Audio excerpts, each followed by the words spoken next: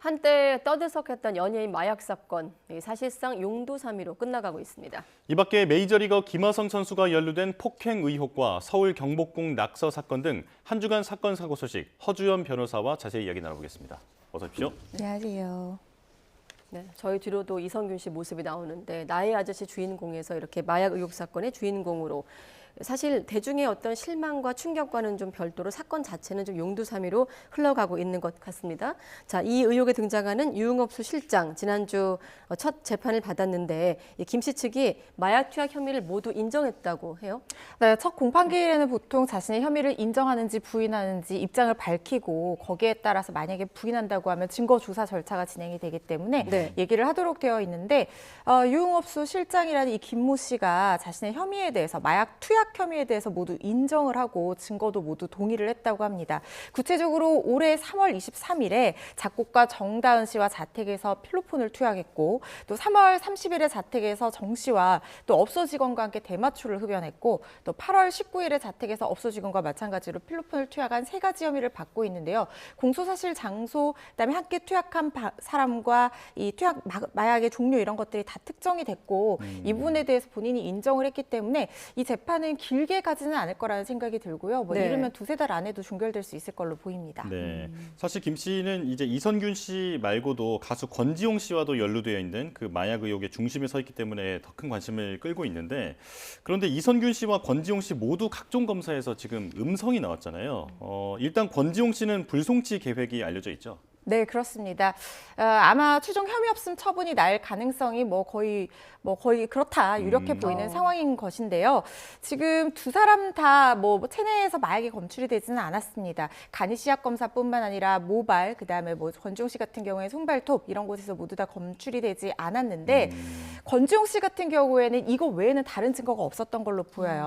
예. 체내에서 마약이 검출되지 않은 이후에도 경찰이 참고인 등을 불러서 한 6명 정도 수사를 더 진행을 하고 추가 증거를 확보하려고 시도를 했지만 그렇지 못했던 것, 그러니까 혐의를 특정할 정도의 증거를 확보하지 못했던 것으로 보이고요. 그리고 일각에서는 이게 시약에서 나오지 않는 신종 마약 검출 가능성도 제기가 됐었는데 네. 설령 이게 검출이 된다고 하더라도 현행법상으로는 사실 처벌 대상이 될 수가 없고 그리고 그런 종류의 어떤 화학물질이 검출됐다라는 얘기조차도 나오지 않고 있는 걸로 봐서는 최종적으로 무혐의로 결론이 날 가능성이 높아 보입니다. 네, 그래서 독특한 말투까지 한때 관심을 받았지만 아까 보신 대로 각종 검사를 통해서 음성 결과가 나왔고 무혐의로 불송치 예정까지 이제 확인되고 있는데 자 이런 상황에서 최근에 며칠 전에 인천경찰청장이 기자간담회에서 이런 얘기를 했습니다.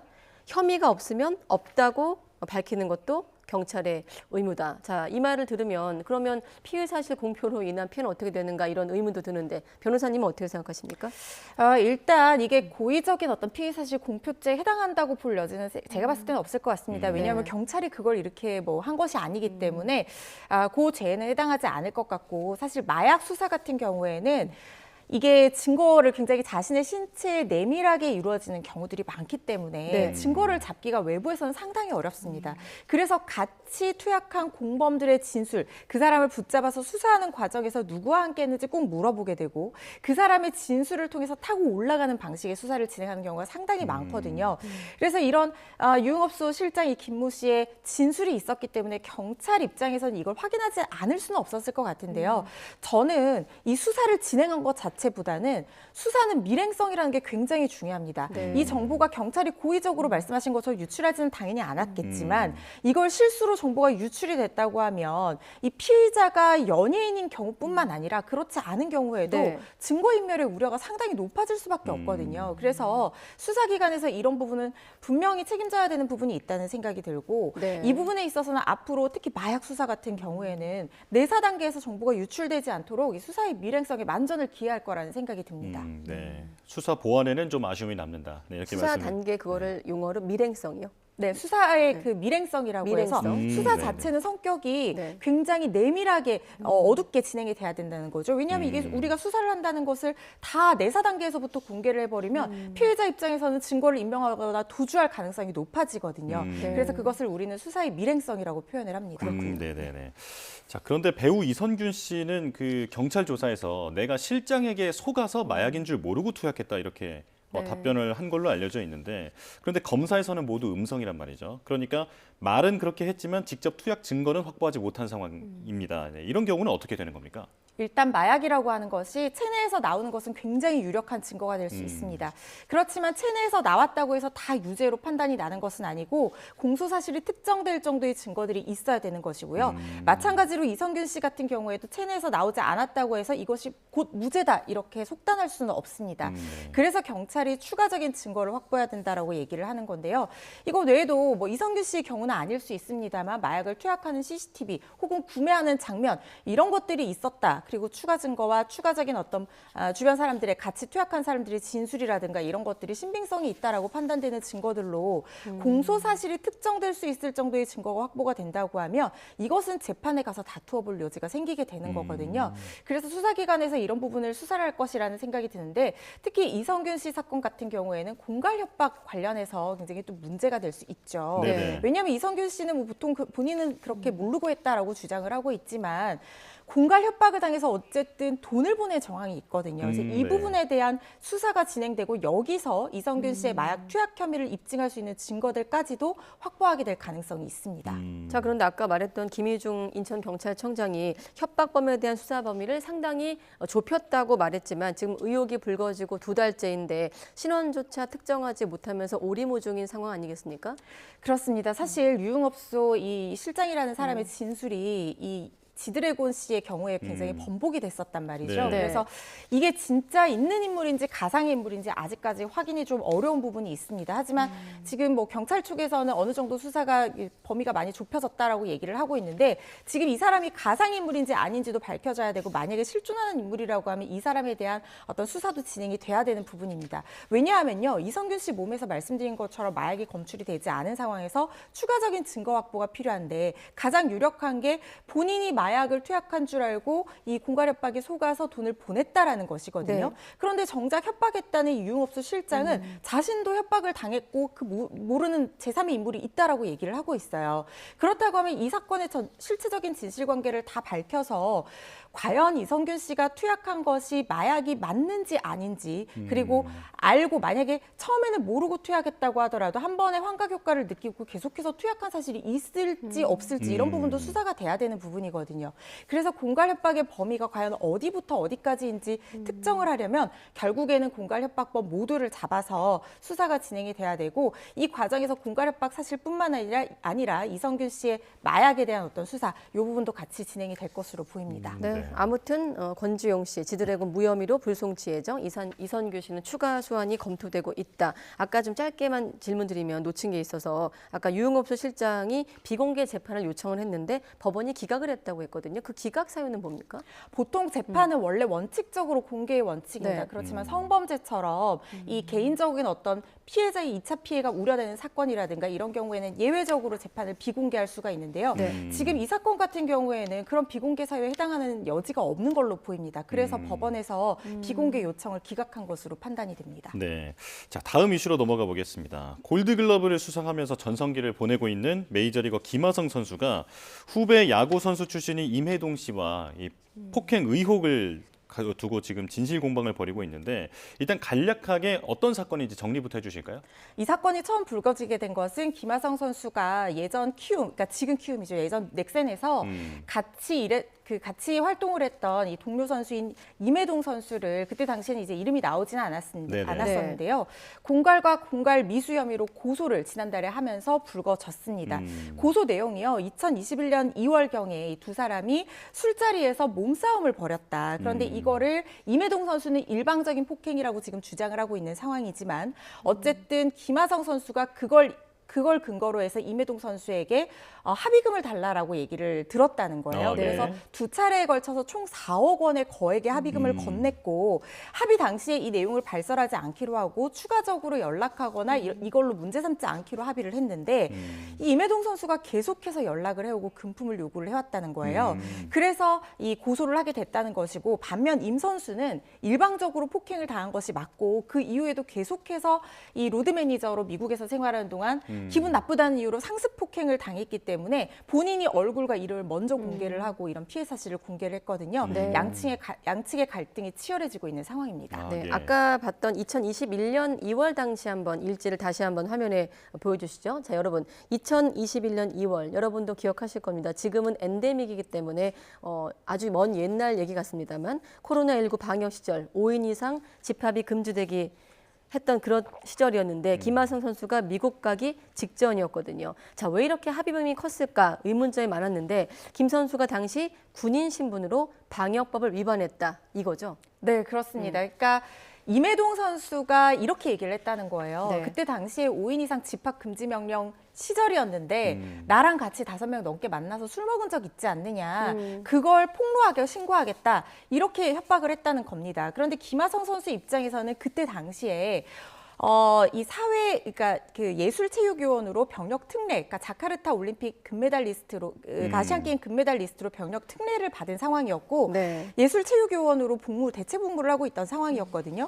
혹시 이게 밝혀져서 금고 이상의, 그러니까 형사처벌을 받게 돼서 혹시라도 이게 대체 복무가 취소되고 현역병으로 다시 입영을 하게 될까봐, 혹은 이게 문제가 돼서 미국 진출이 문제가 생길까봐 이게 두려웠다는 거예요. 그래서 사실 이게 폭행으로 4억 원의 합의금을 건넨다는 게 사실 굉장히 이례적인 액수이기는 네. 한데요. 네. 이 부분 때문에 위축이 돼서 4억 원을 건넸다 이렇게 얘기를 하고 있는 상황입니다. 네네. 자, 그렇다면 지금에라도 그 김하성 선수가 지금 방역법 위반에 대해서 스스로 인정하지 않았습니까? 이게 병역 특례 취소 가능성도 있는 건가요? 제가 봤을 때는 굉장히 낮다고 봅니다. 그때 당시에도 아마 김하성 선수가 본인이 이게 병역 등에 취소가 된다는 사실에 대해서 정확하게 법을 몰랐을 가능성도 있어 보여요. 예. 그러니까 의무복무 기간 중에 이 범죄로 인해서 금고 이상의 실형을 받은 경우에는 병역 특례가 취소가 돼서 뭐 현역병 등으로 재입대를 하게 될 가능성은 있었습니다. 그런데 이 방역법 위반, 감염병 예방법 위반은요, 위반한 경우에 10만 원의 과태료가 부과가 되고 그 자리에 있었던 사람이 예를 들어서 확진자가 나왔다. 그럴 경우에는 최대 300만 원의 벌금형이 전부거든요. 예. 그러니까 애초에 금고 이상의 형을 선고받을 가능성이 이 내용만 놓고 봐서는 없었던 상황인 것이죠. 네. 그래서 지금 그게 문제가 다시 된다고 하더라도 그걸로 인해서 다시 현역병으로 복무한다 이럴 가능성은 상당히 낮아 보입니다. 네, 그럼 이해를 돕기 위해서 방역법 위반으로 금고 이상의 형을 받은 사례가 거의 없는 겁니까? 우리 뉴스 보도로는 전광훈 목사 사례로 좀 기억을 하는데 덧붙여 네. 설명해 주시죠. 정광훈 목사가 그때 150명 신도와 대면 예배를 했던 사건이 네. 있었는데 네네. 이거를 뭐 한두 번 했던 게 아니에요. 5번이나 집합금지 명령을 위반을 했었고 그때 당시 코로나 팬데믹 굉장히 심했습니다. 사회적 거리두기 4단계 상태였는데 그때도 최대 벌금 300만 원 이 형을 선고받는데 그쳤었고 그게 그 규정 자체가 실형 규정이 사실은 없기 때문에 이걸 가지고 뭐 위반을 했다고 해서 최대 300만 원 이상의 벌금형을 선고받을 가능성은 없어 보입니다. 네네. 자, 김하성 선수가 형사고소 외에 민사소송과 가압류도 동시에 진행을 했다면서요? 네, 그렇습니다. 그때 당시에 이제 합의 내용이 물론 합의문 전문이 공개된 것은 아니지만 김하성 선수에 따르면 이 내용에 대해서 발설하지 않겠다라는 약정을 하고 그 내용을 발설했을 때 임혜동 선수에게만 책임을 물리기로 되어 있었다는 거예요. 그리고 이후에 계속해서 지속적으로 연락하지 않겠다 뭐 이런 내용도 있었는데 임혜동 선수가 이걸 다 위반을 했다는 거죠. 그리고 그 합의문 내용에 보면은 4억 원의 합의금을 건넸잖아요. 그 2배인 만약에 이 사실을 위반하게 되면 8억 원을 지급하도록 하는 위약금 약정이 있었다는 겁니다. 예. 그래서 이걸 토대로 민사소송을 제기를 하고 그 전에 가압류를 했다는 거예요. 임혜동 선수의 예금 2억 원 정도가 있다고 하는데 그 부분에 대해서 가압류를 걸었다고 하는데 가압류가 인용이 됐습니다. 근데 인용이 됐다는 것은 어느 정도 소명은 됐다는 것이거든요. 근데 네. 하지만 이게 본안 소송까지 가서 정말 위반 사실이 있는지 입증한 것과는 그 입증의 정도가 조금 약합니다. 그래서 이게 완전히 임혜동 선수가 그렇게만 뭐 그런 약정이 있고 그걸 완벽하게 위반했다라고 보기는 어렵지만 네. 그랬을 가능성이 상당히 높다고 반대로 유추를 해볼 수도 있는 부분입니다. 네, 알겠습니다. 혹시라도 지금 채널을 돌렸는데 이 사건을 잘 모르시는 분들을 위해 다시 한번 정리해드리면 자, 두 사람 한때는 형제 같은 사이였는데 지금 벼랑 끝 진실 공방을 벌이고 있습니다. 상습 폭행을 했다, 공갈 협박을 했다라는 상황에서 병역 특례 취소 가능성이 어떤지 변호사님과 함께 짚고 있는데 특히나 자, 임혜동 씨 최근 여러 인터뷰를 통해서 김하성 선수가 상습 폭행을 해왔다면서 이렇게 사진까지 공개를 했거든요. 양측 주장이 아예 다르더라고요. 완전히 다른 상황입니다. 김하성 선수는 그 공개된 사진을 보고 뭐라고 얘기를 했냐면 네. 이거는 내가 가해에서 받은 상처, 생긴 상처가 아니고 임혜동 선수가 이 아버지에게 평소 가정폭력을 당한 사실이 있었는데 그때 자기가 폭행당했다며 사진을 보내온 적이 있었다는 거예요. 이게 한 매체의 보도로 실제로 이 주고받은 문자 메시지 내용이 공개가 되기도 했었는데요. 그래서 자기가 때린 상처로 인한 생긴 상처가 아니라 이 가정폭력을 당한 이 사진, 그걸 가지고 얘기를 한다. 이렇게 얘기를 하고 있는 상황이고 임혜동 선수는 여기에 대해서 지금 나오는 얼굴 부분 상처는 김하성 선수에게 맞아서 생긴 상처가 맞다. 그렇지만 자신이 본인에게 그 변호사에게 증거 사진을 건네는 과정에서 실제로 가정폭력을 당해서 찍었던 그 상처 사진이 같이 섞여서 들어갔고 그게 같이 공개가 됐다는 거예요. 그래서 일부만 가정폭력 피해 사진이고 나머지 사진들은 김하성 선수에게 폭행당한 사진이 맞다라고 얘기를 하고 있어서 이 증거관계의 정리와 실제로 김하성 선수의 폭행으로 인해서 생긴 상처가 맞는지에 대한 부분까지 확인이 필요해 보입니다. 네. 자, 그런데 중요한 인물이 또 등장하는데 그 문제의 술자리에 동석했던 다른 이제 야구 선수가 있습니다. 그 A 씨의 인터뷰가 공개됐는데 내용을 보면 김하성 선수에게 유리해 보이거든요. 이게 재판 과정에서 유의미한 증거가 될 수 있습니까? 상당히 유의미한 증거가 될 수 있습니다. 물론 이 증인의 어떤 관계가 어느 한쪽과 지나치게 친하다거나 뭔가 다른 내용이 있다, 두 사람 사이에 그런 식으로 신빙성을 탄핵할 수 있는 어떤 다른 내용이 나오지 않는 이상 네. 이거는 현장에 같이 동석한 사람의 증언이기 때문에 상당히 증거 능력을 가질 것이다라는 생각이 들고요.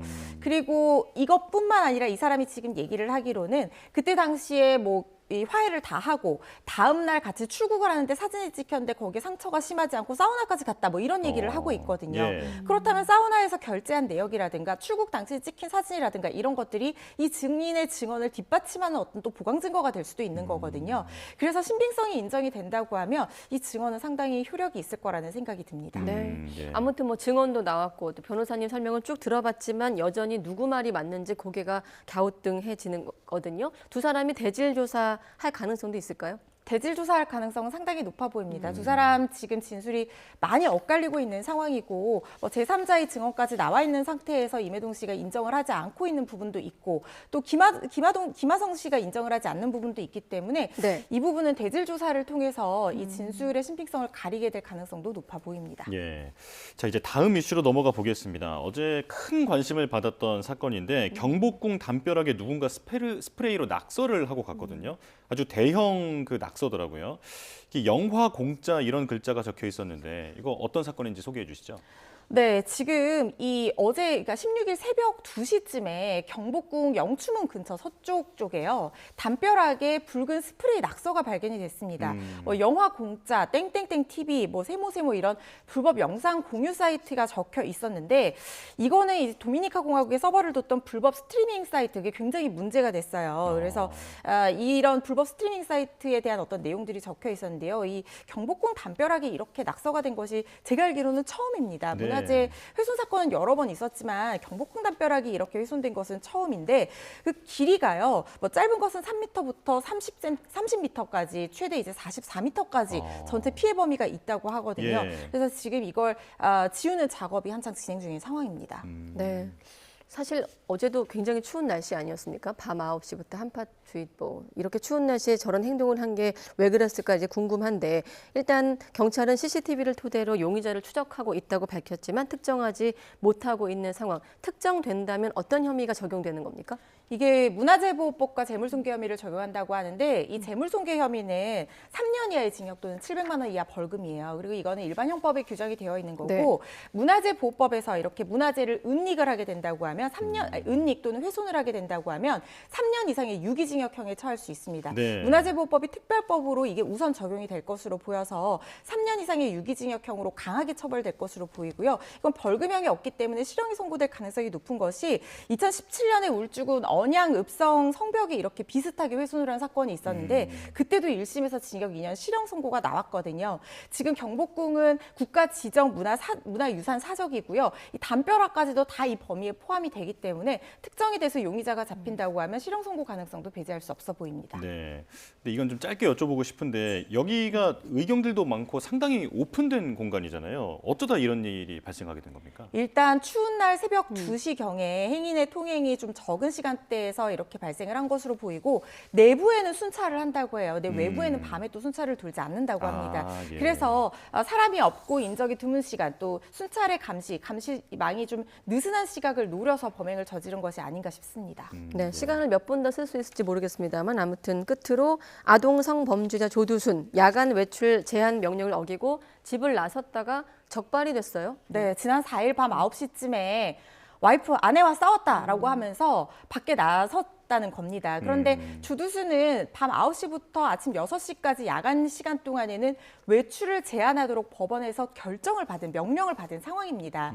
이걸 위반하게 되면 형사처벌 대상이 될 수도 있어요. 네. 근데 이게 지금 위치 추적 장치를 차고 있기 때문에 이렇게 나오게 되면은 경보가 울리게 됩니다. 네. 그래서 즉각 이제 관계자들, 보호관찰관 등이 출동을 해서 얘기를 했는데 안 가겠다고 무려 40분 동안이나 버텼다는 거예요. 그래서 신세한탄까지 하면서 40분 버티다가 집에 돌아갔다고 하는데 그 40분 동안 결국에는 주민들만 불안에 떠는 그런 사건이 발생을 하게 된 네. 겁니다. 예, 이제 이 안산 주민들의 우려가 더 커졌을 것 같은데요.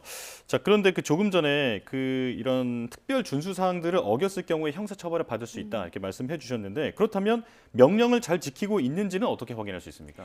이게 이제 발찌라고 하잖아요. 위치 추적 장치가 이 발에 거는 발찌 형태만 있는 것이 아니라 집 안에 있는 재택 감독 장치와 휴대용 추적 장치를 같이 세 개를 한 세트로 받게 됩니다. 그래서 네. 여기서 5m 이상 떨어지게 되면 즉시 통보가 관제센터에 가게 되고요.